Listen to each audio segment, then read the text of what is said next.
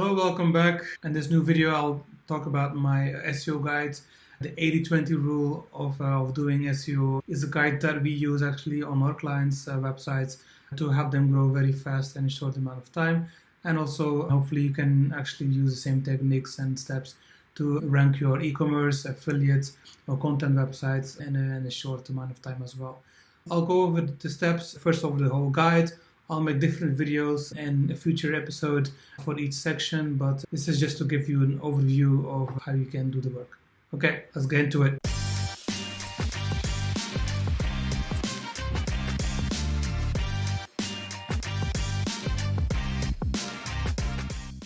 So it's for Japanese and English, 80-20 SEO guides from keyword research to growing online fast without building links. So this whole guide is really to focus on page SEO. So I will not include anything of backlinks. I have a section about that, but the goal of this guide is really to do the 80-20.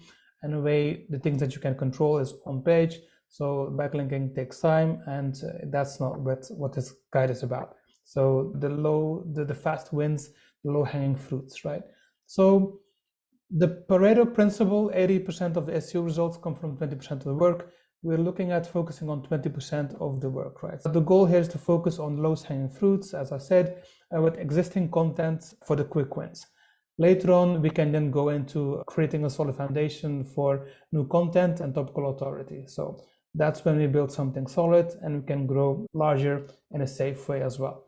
So as long as we focus on page SEO, we will need less and less off-page SEO. So that is, in a way, the general consensus there. So this guide focuses on two parts. For the existing sites and the new sites, you have existing content and new content. I have two parts, part A for existing content and part B for new content. So if you have a new site, and in the case of having a new site, then just focus on part B, which is making new content, right? And then probably you can go back 6 months later to actually review your site and do part A of this guide as well, so you can review anyway the content to optimize it and see how it performs. I would say one cycle for content is, for me, is 3 months. So after you have finished 2 cycles, then you can review this in part A. Then for the existing sites, you can, of course, you first have to do part A and then part B, but you have to focus it in that order. So it's the best to really find the quickest wins with your existing content, and then you can transition into the new content, right? So new content meaning new content creations, any new piece of information that you'll add on your website, or if it's a product or a page or a blog post, right? So this overview it's a very small summary here of the things I will talk about. So in green and in yellow. The red part, the backlinking, I will leave that for another video. But the green part, existing content, top page, keyword gap. Then we do internal linking. Then we find unused keywords that are ranked. Then refresh content and update and republish the content, right? And so for new content, we actually look at making target pages and supporting content pages, having keywords that with the same intent, search intent that is, and then focusing on topical authority, cover more Q&A and people also ask, PPA, do silo structure with the target pages and supporting content, and have all of this work inside of an avalanche technique environment. I will tell you more about what each of these things are in the guide as I go through. But so far, just know that this is the summary of the whole guide in this way. So you will have to, of course, do the work. It is a lazy man's guide because you're focusing on the 20% or trying to find the 20% for you to focus on. But in a way, you will eventually have to cover your full site. So you will still have to do the work, or you have to find people to do the work for you. But in this case, you're just trying to find out the best ways to grow as fast as possible. So that's what I did. That's what we have been doing for the customers, and we have gotten consistent results. I'm just sharing this with you. So part A, 80-20 SEO strategy for existing content. So this one has 4 steps. So first, top pages and keywords gap analysis, then boost pages using internal linking, Then we go to leveraging unused rank keywords, and then we do refreshing content and republishing, right? So the first step, let's go back here and talk about the top pages and keyword gap analysis. So the goal is actually to find your top performing pages and do a keyword gap analysis on those pages based on your competitor pages as well, that you have keywords that you're probably not using and underutilized. So you're looking for those quick wins as well. So in this case, we just go to Google, we do sites, colon, in my case, my website name, Shourai.io. Then I look at how many pages I have. And so I think I have 312 pages, right, results, which means that in this case, I have 312 pages. So I divide this by 5, so I get the 20%, right? And 212 divided by 5 is 62.4, I think, yeah? 62.4. So let's say 62. And so I should focus on the 62 pages as my 20% rule here. So in my example, so for example, 100% of 100 result pages divided by 5 is 20 pages. And so focus on this 20 pages for optimization, right? So I will go and talk about 10 pages because that's much easier to understand. So you're in a way working with a site that has 50 pages total, right? So just take the 20% of the top performing pages and focus on that first. Then we can go onto the other pages, right? So again, 80-20, lowest hanging fruits. Conduct a keyword gap analysis with your top competitors using tools like SEMrush or Ahrefs. I won't explain what keyword gap actually is, but you're just looking for, so keyword gap means that you're looking for the differences in keywords that you are not using with your competitors. So keyword gap analysis means that you compare your website with the competitor's website, and at least you look at which keywords that they use and you don't use. And so you look at the differences there and try to add those keywords into your own website as well. So that's a bit of the analysis. So I have linked to a guide as well for SEMrush and Ahrefs. So please check it out there. They go into much more depth. This is again an overview. So then you'll actually have a list of keywords, and you do this on your top 20% of the pages, right? So you just compare them with your competitors and then search for the keyword gap analysis, right? Then you do Google Search Console and you look at your data. If you don't have Google Search Console data, then just skip the step, right? But if you have, then actually go in there and check for your top 10 pages again from before. And you look at the posts with the highest page impressions that have the average position outside the top 10, but close to it. So what that means is you have in your Google Search Console, you look at your average position as well. So total impressions, you order by impressions, right? And then you go and filter out a position. You say greater than 10. I think I did 10, right? Let me check. Okay, 10, yes. 10, and so now you see the keywords that are for, wait, I'm on the queries. I should be on the pages, sorry, it's here. Should be on pages, position greater than 10, and then sorted by impressions, and you see these are the pages near 10, 13. This is a bit far away, but as you can see, the top 7 here right now are all these pages that I should be using to do my keyword gap analysis on. And you're looking at these 10 pages, for example, to focus on if they make sense, of course, right? So if not, then just go and look at others, right? So you can continue this way. So once you have done that, you actually look at creating a list of the top 3 keywords for each of those 10 pages. Okay, so now we're back to what I was doing before. So for each of these pages that we, for example, have, let's say, for example, I'll just take this page and I go to queries, I see the keywords that I rank for, and I do the same thing here. So order by impressions, then the position of my keywords, and greater than 10. And then again, so these are all the terms that I can use for my keywords analysis here, and I can focus on making content about this. So this is the setup there. So because I have competitors. So of course I have to check how my competitors are doing for those keywords. If I'm very weak and they are very strong, then I can focus on those keywords as well. You really want to focus on the ones with the highest impressions, right? And then you gather that up into a Google Sheet, and also you will also use that for your on-page optimization process. I use tools such as Page Optimizer Pro and Shourai SEO. They are on-page optimization tools that help you to actually optimize your pages much faster than you would just manually doing all the reviews. They give you overviews of how your competitors are ranking and how they're doing, so you can easily take in a way one up your competitors by also adding on-page signals and keywords in much more scientific manner than just guessing. So that's the strength of these tools. I've added a link as well. This is an affiliate link. It would help me out as well to actually, if you would buy it from my link. It's the two tools I use and they are amazing. So please use them as well. So that's my recommendation here.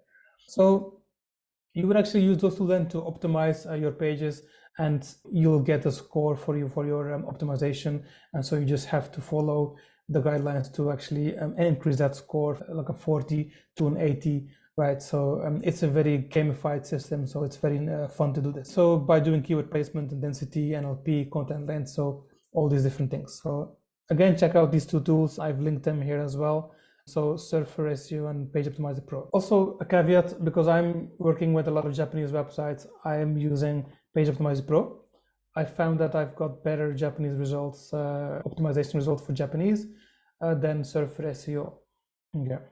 So these are the tools, SEMrush or Ahrefs. Choose one of these tools. They are very general tools for keyword research, insights into the gap analysis or the page performance. So just choose one of these. They're both great. Screaming Frog to really crawl the website that you have, and it gives you an overview of the internal links, but also technical issues. It's a great tool to give you a quick insight into the soundness of your website and anything that you feel is missing, but you're not sure what it is, right? So this is a great tool as well.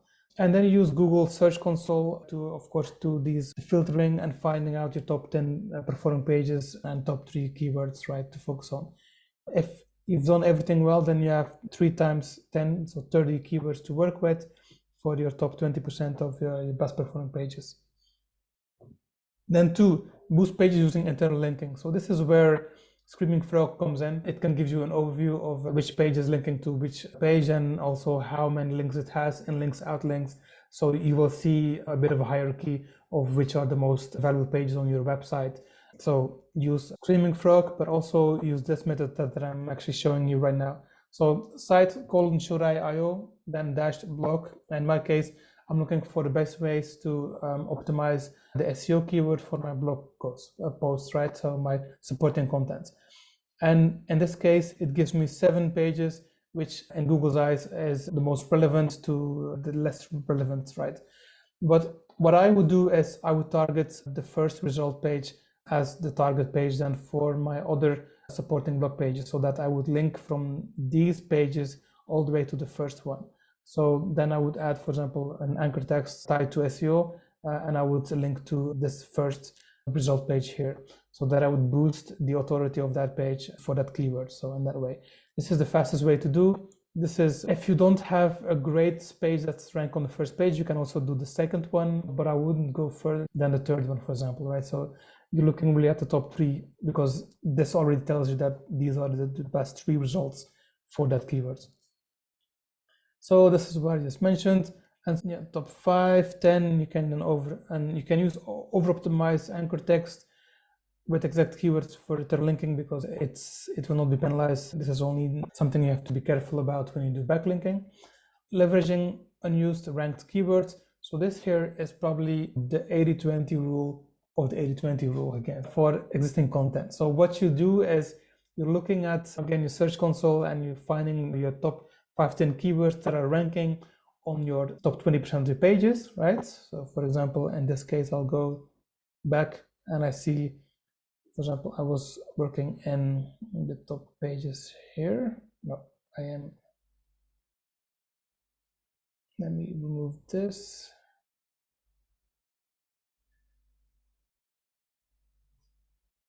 pages. Okay, so back to the impressions.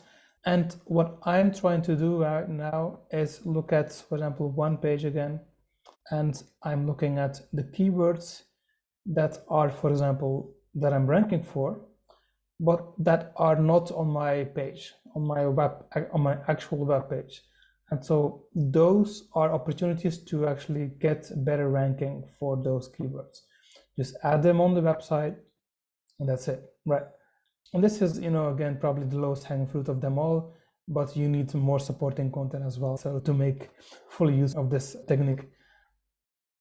So then step number 4 is, once you have optimized that web page, you of course want to republish it with a new date, a new content, so it's refreshed and you in a way are uploading fresh content, which is good for your website. So what I do is I try to get around 5% changes in content.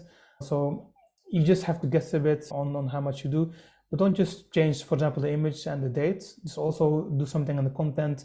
Use those on-page tools such as Page Optimizer Pro and Surfer SEO to really add valuable content and tweak your content as well to have the right amount of keywords and the placement as well.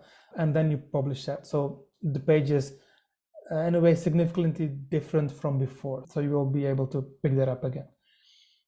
Then that is the whole part actually for existing content. So now we go over to new content. So the same thing, 80-20 of SEO strategy for new content. So developing a content strategy with avalanche and silo structure.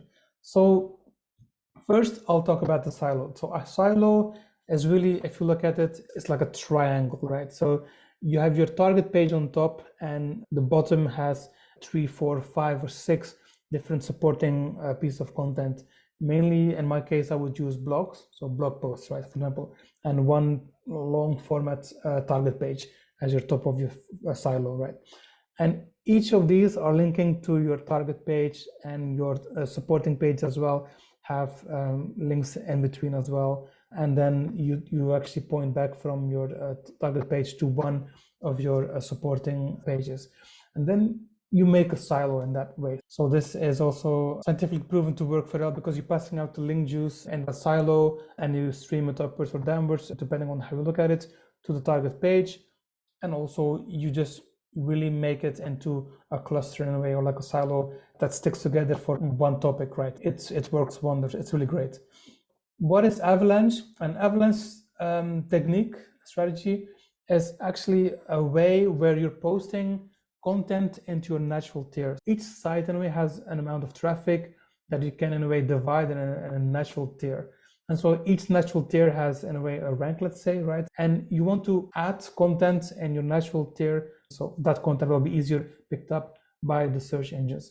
And the way you do this is by doing a bit of calculations, by checking in your search console your traffic of the last 3 months, and you look at the lows and the highs. You take the average, and then you have in a way the average of the impressions per day, and you use that to find similar keywords that have that for search volume. So if I have an average of 100 impressions per day, then I'm looking to target keywords that have 100 search volume per month. So I want to post around keywords that have that search volume, either that or a bit lower or a bit higher if it's possible, in a silo. So that's the avalanche technique. And I complement this with a few other things. So with the keyword golden ratio, the KGR technique. Not everyone is a big fan of this technique, but I am, because it's very easy to understand how it works and how you can find keywords that you would be able to rank for easier or not, right? And KGR is in a way a number that tells you how easy it would be to rank for a keyword or not. And it's applicable to only to keywords that are less than 250 search volume per month. So everything above that, this technique is probably not really beneficial, but everything below it, I would recommend it, so you can in a way group different keywords into easy, medium, and hard, so to rank for. So you'll go into Google and you do all in title, so the keywords there. And so you use the keywords from the 30 keywords that you have found doing keyword research, and you're looking at how many results you have, divide that by your keyword search volume. So the keyword search for import keyword. So then you have a number, and that number, if it's less than 0.25, then it's easy to rank for that keyword. Meaning easy, and you should be able to rank for it if you post it in with some good content. You probably rank in a few weeks, right? If it's between 0.26 and 1, then it's moderate. So you probably have to take a bit more time to rank for it, but it's still very possible. But if it's above 1, then it's going to be harder to actually rank for it. And I would suggest you either wait a bit or at least have a few of similar posts to support that keyword. So because you're looking at a maximum of 250 search volumes a month, so here it's only focused on long-term keywords. Only for keywords with less than 250 first search volume, again, quick wins. Fill the keyword gap with your competitors as much as possible. You want to make sure that you stock up on all these keywords as much as possible before you move on to the higher search volume ones, because you want to really do quick wins here. So you pick up a few 50 and a few hundreds search volumes a month there, and then you grow into a higher tier automatically that way. So tools I use, SEMrush and Ahrefs, right? So because of the keyword research and search volume, but you can also just get somebody on Fiverr to do that research for you by giving them a target keyword, and they will probably do this for $5, right? So $5 to $10 probably.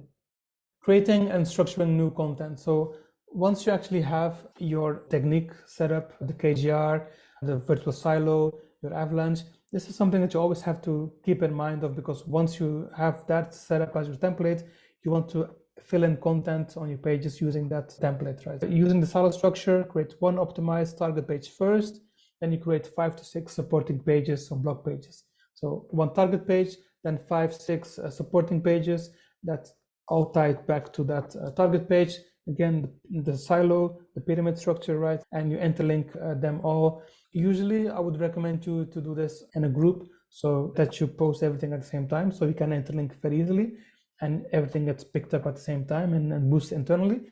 But if that is not possible for you, you can just start with the target page, then over a short amount of time add 5 or 6 supporting pages and update the other pages accordingly so they interlink to each other in a very good manner. Avalanche technique. So as I mentioned, posting until in your natural tier. I've got also some links about all this in the bottom, so you can learn more and actually see some details on how to do this. So don't worry, if you don't understand my explanation, just check the comments on the bottom. Match the keywords and page intent. So you're looking at difference between commercial, informational, and navigational. So you really want to make sure that you post in the right tier, as you don't want to really mismatch different intents, as that is probably one of the silent killers of silo, right? Utilizing of Google's people also search and people also ask for content ideation. And this is where you can help out your content by answering a few questions so that you can win some feature snippets using your supporting content or even your target page content, right? And that's why I always would advise you to add at least a few of those QA and PA inside of your content, right? So make sure you, of course, have a good URL, meta title, and meta description. I have a bit more about this in here. So the keyword density check for meta titles, H1 and other subtitles. So H2, H3, H4. So again, this is all covered by these on-page SEO tools. So they will give you the word count and how many times you need to add this term. And if you can add this, then your score will get higher. So it's a very nice system there. And you will create optimized content in that way, so without any mistakes. So, and you have your main keywords. So this is important here. Add your main keywords for that piece of content. For example, if your main keyword is I want to rank for what is SEO, and have that main keyword into the top 4 places, well, anyway, 5 places on your page. So the first one is URL, what is SEO? Meta title, so what is SEO? Then you have your dash Shourai blog, your name of your brand or everything else. But your title should be very similar to your H1. So then H1, what is SEO? Learn about the advantages and disadvantages of search engine optimization. So it should be very similar as well. So in this case, you're looking at doing this so that it's similar to H1. And then because what is SEO is inside of here as well. And then your first paragraph. So for example, on the first paragraph, you don't have to say what is SEO again, but you have at least a close variant of that. So what SEO stands for. SEO stands for search engine optimization. So you answer that in the first sentence. That's very important, especially if you have a question in your title. And then a variant of the keyword in the first H2. So example, the H1 is what is SEO, but your H2 is most known facts about SEO. So then you use facts and SEO to actually have, in a way, a bit, you set the direction of the content as well. So this is very important. I think if you place that target keyword in those 5 spots, top 4 or 5 spots, then you have actually done probably 50% of the on-page SEO almost. So have an optimized page outline, so H1, H2, H3, just make sure you structure it well. Don't just use like long sentences and no headers. Make sure you have a header section, you have paragraphs, and just make it flow naturally, because you're also writing for people don't want to see long sentences and long lines of text, right? So then create a complete paragraph for each section. For each section, make sure that you have a few paragraphs. So I split up my paragraph by making like a maximum of 3 sentences per each paragraph, and at least I think maximum 3 paragraphs per section. Add a table and a few list items where possible. So lists, meaning, for example, if you have table of data, it's to break up your page flow, right? So if it's all text and then you don't have any images, the reader will not be very pleased to read everything, like how many people read like from the top to end. So you need to have some images, some tables, some lists, something to actually break up your content flow. Some featured image as well, so make sure this, and then depending on the length, 1 to 4 or even longer, but I would say between 1 to 4 inline images, so that you have a bit of a difference there as well. So highlight key information in bold or color. So in Japan, they use a lot of colors, like really yellow underlining it.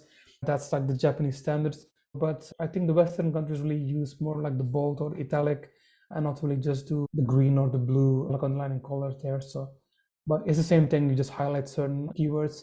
So you do the same thing. Cover a few Q&A, PAA people also asked. Important for your feature snippets, and also for the general direction of the content. And you can cover also a bit more details there as well. Resource links at the bottom if it's YMYL topic. So YMYL, your money, your life.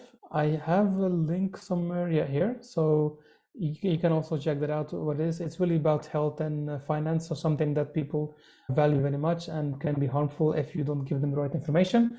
So they need to be approached with a lot more consideration and strategy. So just be careful if you do YMYL, just add your resources so people can verify things and everything also. Yeah. Use silo structure. This is the silo structure that I mentioned as well before. Have no author section, again in image. This is EAT, it's a social proof. If this is a person that's writing the content, expertise, experience, authoritativeness, and trust. So schedule. So if you can post everything, so the target page and the supporting pages in one go. If it's not possible, just do target page and then you post everything one by one. So SEMrush, Ahrefs again, so Screaming Frog, Page Optimizer Pro, Surf Ratio, the same tools keep on showing over and over again, so nothing new. And use Google Sheets to keep track of your silo structure, which page is linking to where, and which target keywords that you're targeting. So you just have, I would say, use Sheets which pages are into one silo, so you don't have to guess and double check or actually add a page that is not supposed to be there, so make it very managed. So bilingual content strategy. So this is for people that are actually looking to also add multilingual supports here. So with Japanese, you have a website in 2 languages, then there's a lot of benefits that you can get for posting at the same time. Of course, you're doubling the amount of work, but you're opening yourself up to a lot more traffic and keywords ranking. So I'm not going to cover everything on why it's important, but a lot of the benefits and how you can fully use them are detailed in Shourai multilingual SEO guide and case study. It's very deep. It's technical. Personally, I love to go inside and dig into these researches, case studies, and technical aspects of why. But if you have multilingual, invest in the other language as well, not by doing quick AI translation, but by doing something that is really researched and written. So have somebody that knows the language to actually review the content. Just don't make it cheap. Strategy for scheduling and releasing bilingual content to maximize reach and engagements. I would say that the minimum for posting schedules for the content that we've set and we've done is probably 1 target page and 2 supporting content pieces per month. And we did it in 2 languages, so it was 6 pages in a way per month. So 6 pages per month is actually very low, on the low end. I would go higher and really think of, if it's for 1 language, go around 5 for 1 per month. So if it's for 2 languages, then you say 10 pieces of content per month. But that should be in a way a very good standard, and it has a good velocity as well. So at least 1 per week is the goal here. What about AI tools? Sure, I say if you want to use AI tools, they are great. They can be great if you use them well. They will not just help you to speed up and save you a lot of money on content writers, but they can also help you out with ideas and a different approach with data, right? Adding a lot of new different insights that you wouldn't have thought of if you would just, but there's some risk involved as well. So don't just post the content from AI sites and AI content creation tools onto your website. So that is prone to get you flagged and hit, and you will have a hard time recovering from that. So what I do is balance out the content from AI tools with human editing and manual review, fact checking, and proofreading. So correct like the long, stiff sentences and split them up into short, easy to understand paragraphs, right? Again, maximum 3 sentences per paragraph and 3 paragraphs per section in a way, and add some lists and tables as well, images, so you break up the flow, right? So enrich the content, as it's mentioned. Never copy paste AI generated content. That is, don't ask ChatGPT or any tools to just write a whole article and then post it on your site. You might rank well in like the first few weeks, but eventually over time you'll probably get hit by a Google helpful content update, and then you see your traffic tank very fast, and then you wonder what's happening, right? So anyway, the more risk averse you are, the more you need to edit your content. And this is true for all things that you do with AI. So if you're not sure, and if you're very like on the conservative side, use AI, but also have someone proofread it or edit the content so that it's not a copy paste, right? So at least do something that has a human part of it. You just have so many things to correct. When AI writes certain things, it has a certain pattern. Just look at that pattern and disrupt it and talk as a human, right? So write as a human. So that's something that you still have to do in the current version of AI generated content.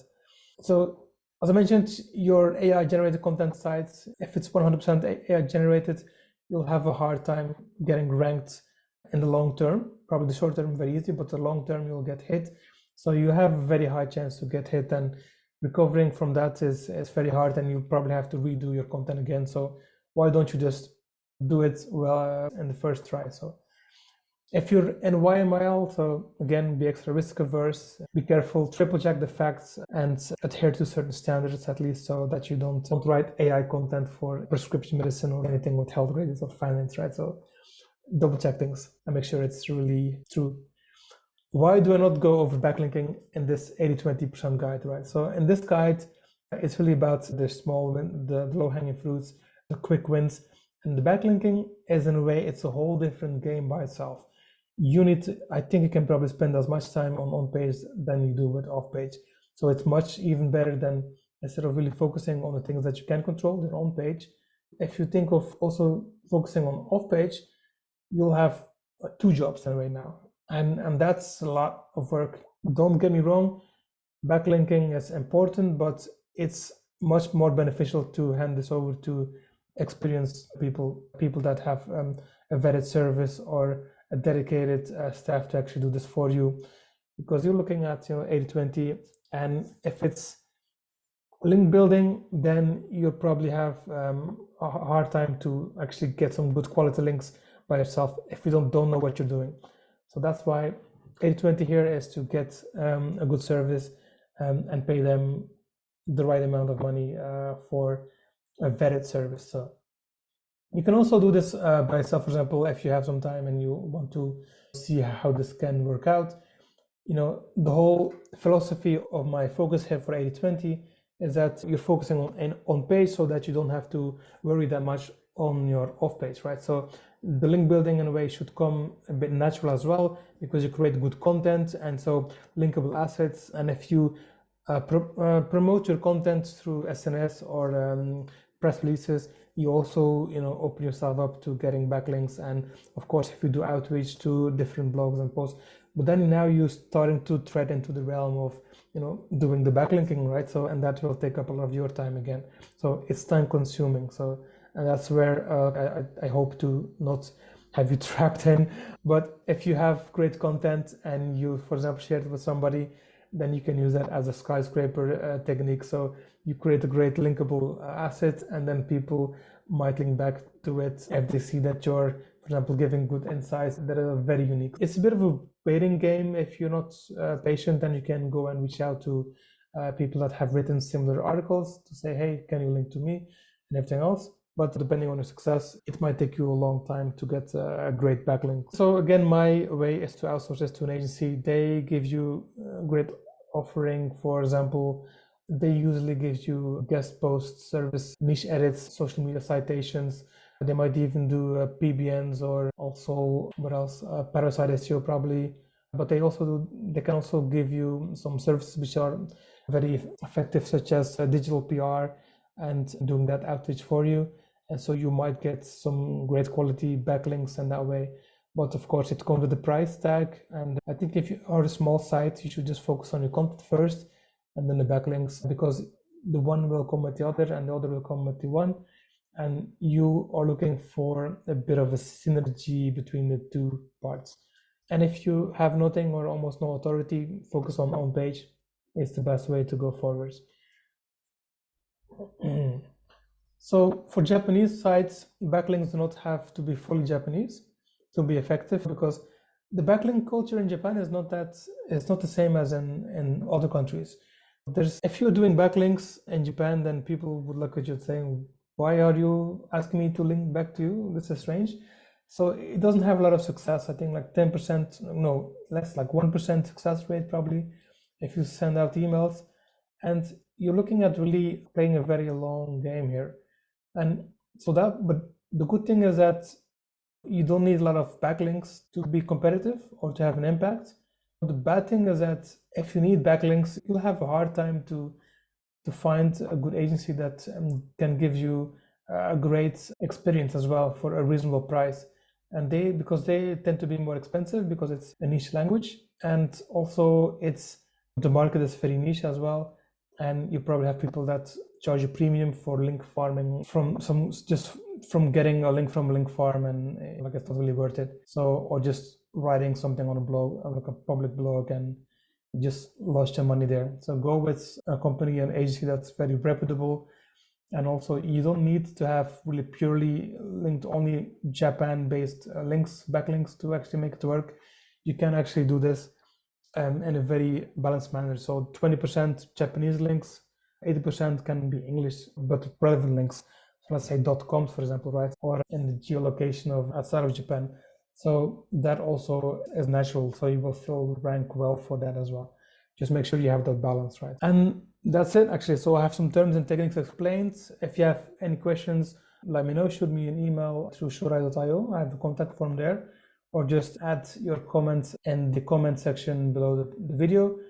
It was a bit of a long video, but in my next videos, I'll go over each part of this. So part A and B in more detail, and also give you an insight into the tools, so you can follow along step by step. But if you just want to get an overview, then this should be enough to get started.